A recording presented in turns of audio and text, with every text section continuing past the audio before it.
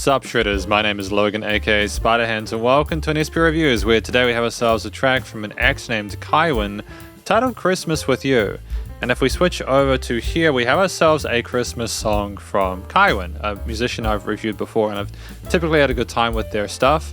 I should note a few things before we get into it. Apparently the lyrics and melody were by Kaiwyn, chords and arrangement were by Simon Dobson. It was recorded, produced and mixed at Lake House Audio, and videography completed by Canva and cut by Kaiwyn. So just a bit of info before we get into it, but we're going to listen to this track from start till finish and we're going to hear what we think. Let's go. I like the sparkles and the bells. Holy, holy night. Been waiting all this time. I'm penning down my heart in this card. I'll send it to you in the quietude of night. It's kind of dope how we're not sticking to like traditional 4/4s at the time sake. Where dreams take flight with the jingle of bells and the warmth of a hand in the pale moonlight.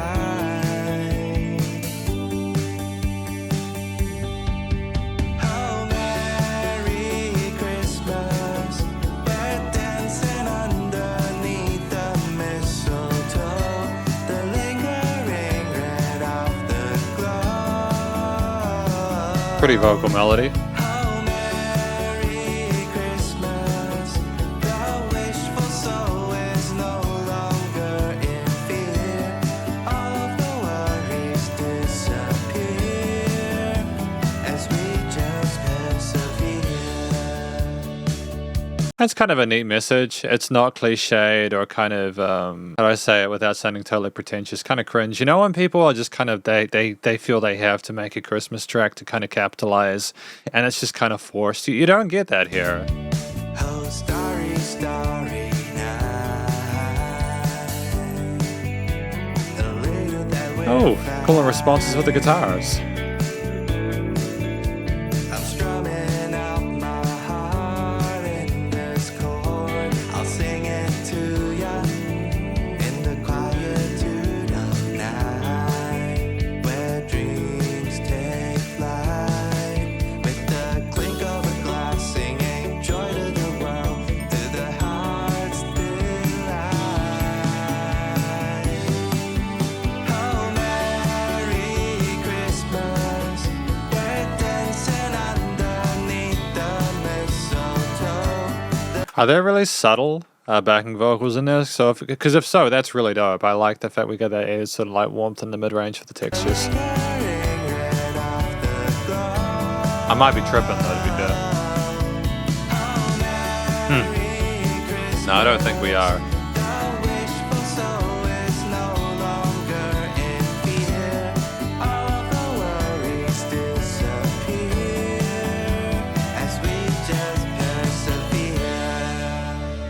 The elf on the shelf, the most creepy part of Christmas. Cool sort of vibe shift. Christmas too. Won't you be my Santa Claus? And I'll be your little help. Wish my dreams come true. Christmas is with you. I've been so good, Santa Claus. My heart will go on. Merry Christmas. Halftime with brass. Dancing underneath the mistletoe, the lingering red afterglow. And oh, Merry Christmas. The wishful soul is no longer in fear.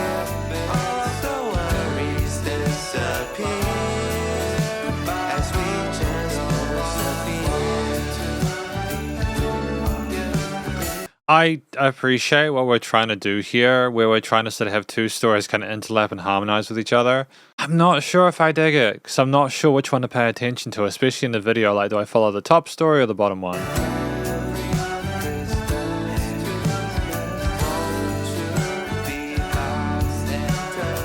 I mean, this is clearer because it's got da da da da da la da la, you know, but before.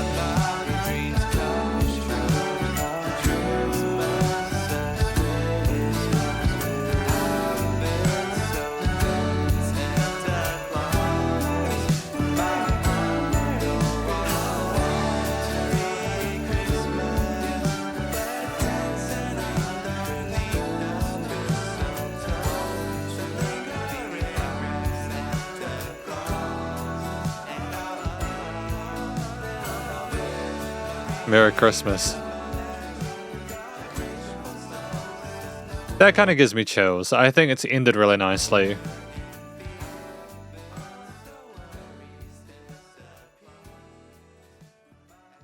From Kaiwyn. Alright, I'm just gonna just quickly double check the first half of the track just to re-establish the different parts of the track, and then we'll go through the conclusion.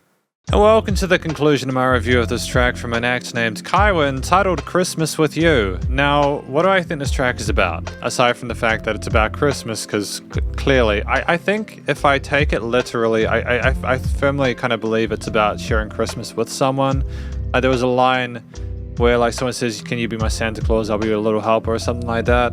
But I also think there's just general comments on like the fact that the holiday season is usually a time for people to sort of like put their worries and sort of crappy stuff away that they have to deal with and just be able to sort of enjoy like a chill time with friends and family and just kind of vibe. I think there were different messages here that I appreciate coming together within a song. Maybe that's part of the reason why it was like sort of straight 4/4 for the first half of the track and had a sort of a swing kind of groove to the second half at a halftime pace. I'm not sure, but the storytelling in here was kind of pretty.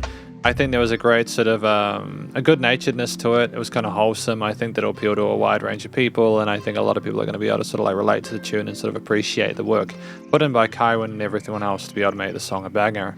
The vocal performance is tight. We're comfortable in a hidden chest voice as per usual. Kaiwyn is a good singer, and I enjoy listening to it. The texture and timbre, the quality of his vocals, because it's usually so gentle. You don't often have any sort of like really harsh, uncomfortable textures. There's clarity with the pronunciation of the words as well. Like we don't need the lyrics on the screen to understand what we're saying here, even though with my comments about the two different vocal lines at the same time. It's more just there were two vocal lines where you could understand the words, so it was kind of confusing. Usually you have one sort of less dominant, one more, but like we'll get to that in a moment. That's the only thing, basically, my only sort of minor gripe with it. But that's not a thing that is uncommon. There are songs where if you don't want to necessarily introduce a different lead element, you'll put an additional sort of vocal melody over top, and that sort of serves as a foil for that. But I think the personality there, so the good-naturedness and the wholesomeness, as I mentioned, of the story comes through within the vocal performance. We're clearly very comfortable within our own shoes, and I've got really no complaints about the way we sung. It's very sort of like pretty and makes sense with the rest of the tune, and I like the backing vocals in the last sort of like chorus part with them when the brass comes in as well. I thought that was kind of neat. It was just really warm sounding. Might have also come in beforehand, to be fair. That's just what I'm remembering. I remember the last half of the track more than the first, even though I re-listened to the first part. I just think I like the brass was probably one of my favorite parts. But if we kind of get there in a moment, this track was 4 minutes 37, and that's quite long. It's quite long for a track. It's outside of my 2 to 4 minute sweet spot, but I don't think there was any filler. Part of what made this work, I think, is that we split it kind of in two, with the straight 4/4, the driving sort of drumline and everything like that, moving into like the more sort of like chilled out halftime swing grooves with the kind of shuffle thing going on. Well, not a shuffle, but you know what I mean. Basically, it was a lot more relaxed, as if we're kind of coming down from sort of like the level of intensity we had earlier to kind of like make something a little bit sort of like more sort of even more sort of fun, I suppose. But the track overall, you know, had verses and choruses and iterations upon that. The interlude with the triplet was the vibe shift there, and it was a huge sort of change in personality there, because we just came down with those clean guitars, right? And I think that was really clever. We had a lot of fun stuff going on with the instruments though. I mean, like we had guitars and bass and drums and little sort of like bells and other elements there.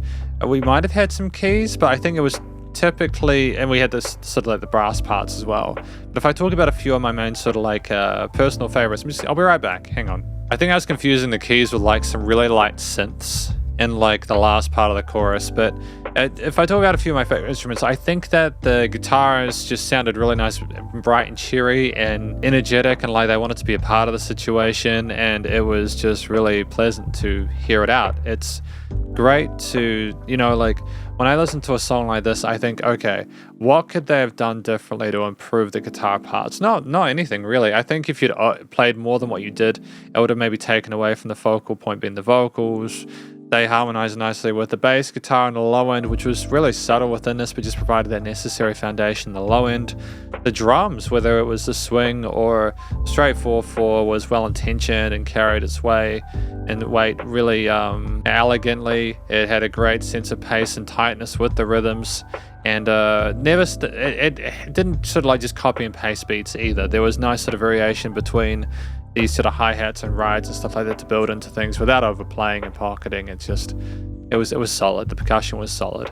But also, the Christmas bells, I just love my Christmas bells. They didn't sound like kind of the $2 kind of cheap in kind of fragmented. They sounded like real church bells. I know that sounds a little bit pretentious maybe, but I would rather, if everything else has been recorded acoustically, just record some actual church bells and kind of get them involved, They did sound like authentic. I'm not sure if they are or not, but they sounded great. I just think, again, the synth brass that we had in like the last part was dope.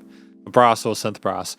It just sounded huge. It was just really perky and kind of put a smile on my face and made it feel kind of warm and cuddly.